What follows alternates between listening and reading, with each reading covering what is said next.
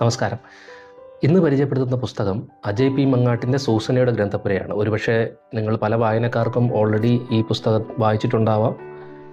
വളരെ പ്രശസ്തമായ പുസ്തകമാണ്. ഇത് അദ്ദേഹത്തിൻ്റെ ആദ്യത്തെ നോവൽ രചനയാണെന്ന് ആലോചിക്കുമ്പോഴാണ് ഈ പുസ്തകത്തിൻ്റെ ഒരു ഗുണം നമുക്ക് മനസ്സിലാകുന്നത്. കാരണം ഒരു ആദ്യ തുടക്കക്കാരൻ്റേതായിട്ടുള്ള ഒരു തരത്തിലുള്ള ഒരു പ്രശ്നങ്ങളും നമ്മൾ ഈ പുസ്തകത്തിൽ കാണുന്നില്ല. വളരെ ഒരു തഴക്കവും പഴക്കവും വന്ന ഒരു ഗ്രന്ഥകാരൻ്റെ രചന പോലെ നമുക്ക് വായിച്ചു പോകാവുന്ന ഒരു പുസ്തകമാണിത്. ഇദ്ദേഹം ഇതിനു മുമ്പ് ലേഖനങ്ങളും മറ്റുമൊക്കെ എഴുതിയിട്ടുണ്ടെങ്കിലും ഒരു നോവൽ എന്ന രൂപത്തിൽ അദ്ദേഹം ആദ്യമായിട്ട് എഴുതുന്ന ഈ പുസ്തകമാണ്.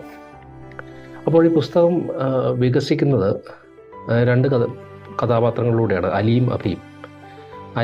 അഭി അതിൽ അലിയാണ് ഇതിൻ്റെ പ്രധാന കഥാപാത്രം. അലിക്ക് അദ്ദേഹത്തിൻ്റെ ഒരു മുൻ സുഹൃത്ത്, ഒരു പരിചയക്കാരനായിട്ടുള്ള, അതായത് മുൻ പരിചയക്കാരിയായിരുന്ന സൂസന്നയുടെ മകൻ പോൾ അലിയെ വളരെ വർഷങ്ങൾക്ക് ശേഷം കോണ്ടാക്ട് ചെയ്യുന്നതിൽ നിന്നും ഉള്ള അലിയുടെ ഒരു ഓർമ്മകളിലൂടെയാണ് ഈ പുസ്തകം വികസിക്കുന്നത്.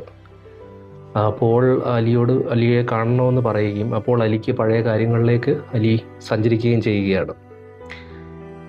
അതായത് നമ്മൾ പോകുന്നത് അലിയുടെയും അഭിയുടെയും കോളേജ് കാലഘട്ടത്തിലേക്കാണ്. അവിടെ അവർ രണ്ടുപേരെയും അവരുടെ സമാനമായ ചില അവരുടെ താല്പര്യങ്ങൾ അവരെ അടുപ്പിക്കുകയാണ്. സാഹിത്യമാണ് അതിലൊരു പ്രധാനമായ കാര്യം.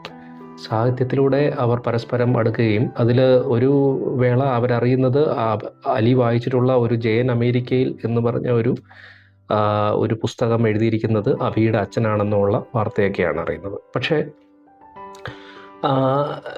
അദ്ദേഹം ഇപ്പോൾ പുസ്തകങ്ങളൊന്നും രചിക്കുന്നില്ല എന്ന് അവർ മനസ്സിലാക്കുന്നുണ്ട്. മാത്രമല്ല, താൻ അന്ന് എഴുതിയ പല പുസ്തകങ്ങളും ലേഖനങ്ങളുമെല്ലാം അദ്ദേഹം കത്തിച്ചു കളഞ്ഞു. പക്ഷേ ഈ വ്യക്തിയിലൂടെ അവർ നീലകണ്ഠൻ പരമാരയെ പറ്റിയും മറ്റും മനസ്സിലാക്കുകയാണ്. അത് നീലകണ്ഠൻ പരമാര എന്ന 80കളിലും മറ്റുമൊക്കെ ക്രൈം ഡിറ്റക്റ്റീവ് നോവലുകൾ എഴുതിയിരുന്ന, അതായത് നമ്മൾ ഈ മഞ്ഞ പുസ്തകം എന്ന് പറയുന്ന രീതിയിലുള്ള പുസ്തകങ്ങൾ എഴുതിയിരുന്ന അദ്ദേഹത്തിൻ്റെ അവസാനത്തെ രചനയായ, അതായത് വിഷാദത്തിൻ്റെ ശരീരഘടന എന്ന പുസ്തകം, അതിൻ്റെ മാനുസ്ക്രിപ്റ്റ്, അത് പുസ്തകമല്ല, അതിൻ്റെ ഒരു അവസാനത്തെ അദ്ദേഹത്തിൻ്റെ മാനുസ്ക്രിപ്റ്റ് ഒരു വ്യക്തിയുടെ കയ്യിൽ, അതായത് തണ്ടിയേക്കൻ എന്ന് പറഞ്ഞൊരു വ്യക്തിയുടെ കയ്യിൽ അദ്ദേഹത്തിൻ്റെ മറയൂരുള്ള വീട്ടിലുണ്ട് എന്നിവർ മനസ്സിലാക്കുന്നു.